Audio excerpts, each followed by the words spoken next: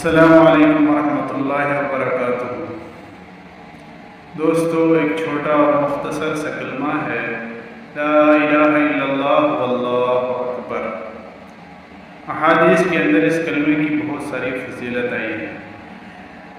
سیدنا ابو درداء رضی اللہ عنہ نبی کریم صلی اللہ علیہ وسلم کا ارشاد نقل فرماتے ہیں کہ جو بندہ ایک مرتبہ لا الہ الا اللہ واللہ اکبر کہے، اللہ تعالیٰ اس کے بدن کا چوتھائی حصہ جہنم سے آزاد کر دیتے ہیں، اور جو اسے 2 مرتبہ کہے، اللہ تعالیٰ اس کے بدن کا نصف حصہ جہنم سے آزاد کر دیتے ہیں۔